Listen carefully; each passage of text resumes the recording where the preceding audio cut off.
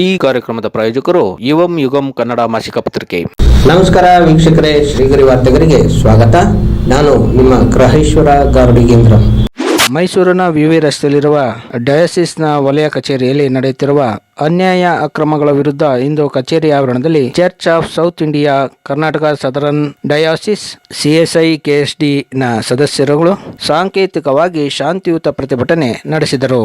ಸಿಎಸ್ಐಟಿಎ Church of South India Trust Association ಸೇರಿದ ಆಸ್ತಿಗಳನ್ನು ಅಕ್ರಮವಾಗಿ ಪರಬಾರೆ ಮಾಡಿ ಕೋಟ್ಯಾಂತರ ರೂಪಾಯಿಗಳ ಅವ್ಯವಹಾರ ಮಾಡಿರುವ ಅಧಿಕಾರಿಗಳ ವಿರುದ್ಧ ಇಂದು ಸದಸ್ಯರುಗಳು ಶಾಂತಿಯುತವಾಗಿ ಪ್ರತಿಭಟಿಸಿದರು. ಇದಕ್ಕೆ ನ್ಯಾಯ ದೊರೆಯದೇ ಇದ್ದರೆ ಮುಂದಿನ ದಿನಗಳಲ್ಲಿ ಉಗ್ರ ಸ್ವರೂಪದ ಪ್ರತಿಭಟನೆ ನಡೆಸುವುದಾಗಿ ತಿಳಿಸಿದರು. ಪ್ರತಿಭಟನೆಯಲ್ಲಿ ಸದಸ್ಯರುಗಳಾದ Ranjith, Abhishek, Vijendra Kumar, Shubhakar, Nitin Thomas, Abhishek, Vijay Swaroop, Joseph Stephen, Mohan Das ರವರು ಸೇರಿದಂತೆ ಮತ್ತಿತರರು ಪಾಲ್ಗೊಂಡಿದ್ದರು. ನಮ್ಮ ಕರ್ನಾಟಕ ದಕ್ಷಿಣ ಸಭಾ ಪ್ರಾಂತ್ಯ ಅಂದರೆ ಕರ್ನಾಟಕ ಸದರನ್ ಡಯಾಸಿಸ್, ಕರ್ನಾಟಕದಲ್ಲಿರುವಂಥ ದಕ್ಷಿಣ ಭಾಗದ ಸಿಎಸ್ಐಗೆ ಸಂಬಂಧಪಟ್ಟಂಥ ಡಯಾಸಿಸ್ನ ಸದಸ್ಯರು ನಾವೆಲ್ಲ ಇವತ್ತಿಲ್ಲಿ ಸೇರಿ ಬಂದಿದ್ದೀವಿ. ನಮ್ಮ ಹೋರಾಟ ಇವತ್ತು ಮೌನ ಪ್ರತಿಭಟನೆ ಬಂದು ನಮ್ಮ ಡಯಾಸಿಸ್ನಲ್ಲಿ ಆಗ್ತಿರುವಂಥ ಅನ್ಯಾಯ ಅಕ್ರಮಗಳ ವಿರುದ್ಧ ಮೌನ ಪ್ರತಿಭಟನೆ. ಈ ಸಂಬಂಧವಾಗಿ ನಾವು ಸುಮಾರು ಪತ್ರಗಳು ಬರೆದು ಸುಮಾರು ಸತಿ ನಮ್ಮ ಅಧಿಕಾರಿ ವರ್ಗದವ್ರನ್ನ, ನಮ್ಮ ಮಾನ್ಯ ಬಿಷಪ್ ಅವ್ರನ್ನ, ಕಾರ್ಯದರ್ಶಿ ಖಜಾಂಚಿ ಅವ್ರನ್ನೆಲ್ಲ ಭೇಟಿ ಮಾಡಿ ನಾವು ಹಲವಾರು ಬಾರಿ ನಮ್ಮ ಅಹವಾಲುಗಳನ್ನ ಕೊಟ್ಟರೂ ಕೂಡ ಅದಕ್ಕೆ ಯಾವುದೇ ಉತ್ತರ ಬರದೇ ಇದರಿಂದ ಅನ್ಯ ಮಾರ್ಗ ಕಾಣದೆ ಇವತ್ತು ನಾವು ಮೌನವಾದ ಪ್ರತಿಭಟನೆಗೆ ಇಲ್ಲಿ ಬಂದು ನಿಂತಿದ್ದೀವಿ. ನಮ್ಮ ಬೇಡಿಕೆಗಳು ಅಥವಾ ನಮ್ಮ ಕೋರಿಕೆಗಳು ಏನಂತ ಹೇಳಿದ್ರೆ, ಇಲ್ಲಿ ನಮ್ಮಲ್ಲಿ ಆಸ್ತಿ ಪರಭಾರೆಗಳನ್ನ ಸುಮಾರು ಮಾಡಿದ್ದಾರೆ. ಉಡುಪಿ, ಚಿಕ್ಕಮಗಳೂರು, ಹಾಸನ, ಚಾಮರಾಜನಗರ, ಮೈಸೂರು, ಮಂಡ್ಯ, ಮಡಿಕೇರಿ ಈ ಇಷ್ಟು ಭಾಗದಲ್ಲಿ ಬೇರೆ ಬೇರೆ ಆಸ್ತಿಗಳ ಪರಭಾರೆ. ಈ ಪರಭಾರೆ ಮಾಡೋದಕ್ಕೆ ಅವಕಾಶ ಇದೆ, ನಮ್ಮ ಕಾನೂನಿನಲ್ಲಿ ಅವಕಾಶ ಇದೆ. ಆ ಎಲ್ಲ ಕಾನೂನು ಕಟ್ಟಳೆಗಳನ್ನ ಗಾಳಿಗೆ ತೂರಿ ಇವರು ಏಕಪಕ್ಷೀಯವಾಗಿ ನಿರ್ಧಾರಗಳನ್ನ ತಗೋತಾರೆ. ಅದಕ್ಕೆ ಅಂತ ಅದರದೇ ಆದಂಥ ಆಸ್ತಿ ನಿರ್ವಹಣಾ ಸಮಿತಿಗಳಿದ್ದಾವೆ. ಆ ಸಮಿತಿಗಳಿಗೆ ಈ ವಿಚಾರಗಳನ್ನ ತರದೇನೆ ಇವರು ಏಕಪಕ್ಷೀಯವಾಗಿ ಮಾಡ್ಕೊಂಡಿರೋದನ್ನ ನಾವು ಇವತ್ತು ವಿರೋಧಿಸ್ತಾ ಇದ್ದೀವಿ.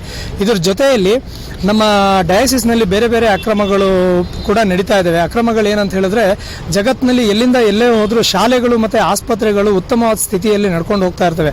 ಆದರೆ ನಮ್ಮ ಆಡಳಿತ ವರ್ಗದ ಅಡಿಯಲ್ಲಿ ಶಾಲೆಗಳು ಮತ್ತು ಆಸ್ಪತ್ರೆಗಳು ಮುಚ್ಚ ಸ್ಥಿತಿಗೆ ಹೋಗಿದ್ದಾವೆ. ಏನಕ್ಕೆ ಅಂತ ಹೇಳಿದ್ರೆ, ನಮ್ಮಲ್ಲಿ ಟ್ರೀಟ್ಮೆಂಟ್ ಕೊಡೋರಿಲ್ಲ ಅಂತಲ್ಲ, ಅಥವಾ ಪಾಠ ಮಾಡೋರಿಲ್ಲ ಅಂತಲ್ಲ, ನಮ್ಮ ದುರಾಡಳಿತ, ಅಲ್ಲಿ ಬರ್ತಕ್ಕಂಥ ಹಣಗಳನ್ನ ದುರ್ಬಳಕೆ ಮಾಡ್ಕೊಳ್ಳೋದು, ಸರಿಯಾದ ಟೈಮ್ಗೆ ಸಂಬಳಗಳನ್ನ ಕೊಡದೇ ಇರೋಂಥದ್ದು, ಸಿಬ್ಬಂದಿ ಕೊರತೆ, ಈ ನಿಟ್ಟಿನಲ್ಲಿ ನಮ್ಮ ಸಂಸ್ಥೆಗಳನ್ನ ಹಾಳು ಮಾಡಿ ಕೂರಿಸಿದ್ದಾರೆ ನಮ್ಮ ಅಧಿಕಾರಿ ವರ್ಗದವರು.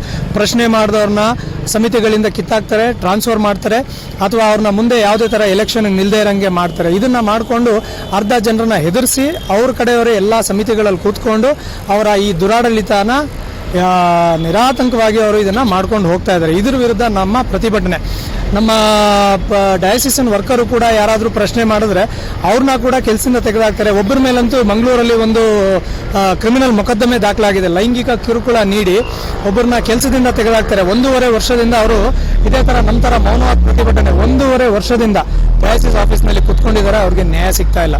ಯಾವುದೇ ಪ್ರಶ್ನೆಗಳಾಗಲಿ ಅಹವಾಲುಗಳಾಗಲಿ ಕೇಳೋಂಥ ವ್ಯವಧಾನ, ಸಂಯಮ ನಮ್ಮ ಬಿಷಪ್ರಿಗಾಗಲಿ ನಮ್ಮ ಅಧಿಕಾರಿ ವರ್ಗದವ್ರಿಗಾಗಲಿ ಇಲ್ಲ. ಹಾಗಾಗಿ ಇವತ್ತು ನಾವು ಪಬ್ಲಿಕ್ ಮುಂದೆ ಬಂದಿದ್ದೀವಿ. ಇವತ್ತು ನಾವು ಪಬ್ಲಿಕ್ಗೆ ಈ ವಿಚಾರಗಳನ್ನ ತಿಳಿಸ್ತಾ ಇದ್ದೀವಿ. ನಮ್ಮ ಹೋರಾಟಕ್ಕೆ ನೀವು ಪ್ರಾರ್ಥನೆ ಮಾಡಿರಿ ಮತ್ತು ನಮ್ಗೆ ಬೆಂಬಲ ಸೂಚಿಸ್ರಿ ಅಂತ ಕೇಳ್ಕೊತಾ ಇದ್ದೀವಿ. ಆ ಮೂಲಕ ನಾವು ಮನವಿ ನಾವು ಇಲ್ಲಿವರೆಗೆ ಸುಮಾರು ಈ ಸಂಬಂಧವಾಗಿನೇ ಈಗ ಆಗಿರುವಂಥ ಅನ್ಯಾಯಗಳ ವಿರುದ್ಧನೇ ಸುಮಾರು 4-5 ಸತಿ ನಾವು ಅಹವಾಲುಗಳನ್ನ ಕೊಟ್ಟಿದ್ದೀವಿ. ಆದರೆ ಯಾವುದೇ ಒಂದು ಪತ್ರಕ್ಕೆ ಉತ್ತರ ಇಲ್ಲ, ಪ್ರಶ್ನೆಗೆ ಉತ್ತರ ಇಲ್ಲ. ನಾನು ಇಲ್ಲಿ ಆಸ್ತಿ ನಿರ್ವಹಣಾ ಸಮಿತಿ ಅಂತ ಏನಿದೆ, ನಾವು 3 ಜನ ಆಸ್ತಿ ನಿರ್ವಹಣಾ ಸಮಿತಿಯ ಸದಸ್ಯರು. ಅಫಿಷಿಯಲ್ ಆಗಿ ಮೈಸೂರಿನಲ್ಲಿ ಆಸ್ತಿಗೆ ಸಂಬಂಧಪಟ್ಟಂಗೆ ಏನಾದರೂ ಒಂದು ಅಭಿವೃದ್ಧಿ ಆಗಲಿ ಪರಭಾರೆ ಆಗಲಿ ಆಗ್ಬೇಕಂತ ಹೇಳಿದ್ರೆ ನಮ್ಮ ಸಮಿತಿಗೆ ಪ್ರಪೋಸಲ್ ಬಂದು ನಾವಿಲ್ಲಿಂದ ಮಂಗಳೂರು ನಮ್ಮ ಹೆಡ್ ಆಫೀಸ್ಗೆ ಕಳಿಸ್ಕೊಡ್ಬೇಕು.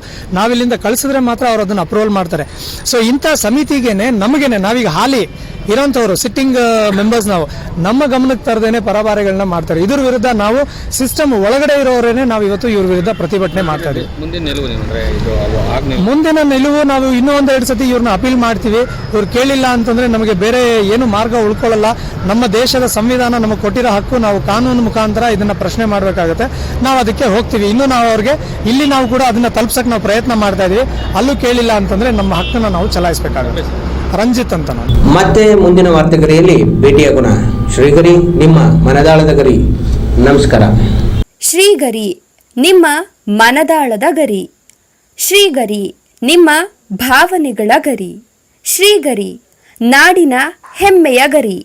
ಮನೆ ಮನಗಳ ಗರಿದು ಶ್ರೀಗರಿ, ತನು ಮನ ಧನಗಳ ಗರಿದು ಶ್ರೀಗರಿ, ವಿಶ್ವದ ದೇಶದ ನಾಡಿನ ಗರಿದು ಶ್ರೀಗರಿ. ಶ್ರೀಗರಿ ಶ್ರೀಗರಿ ಶ್ರೀಗರಿ ಶ್ರೀಗರಿ ಶ್ರೀಗರಿ, ನಿಮ್ಮ ಮನದಾಳದ ಗರಿ.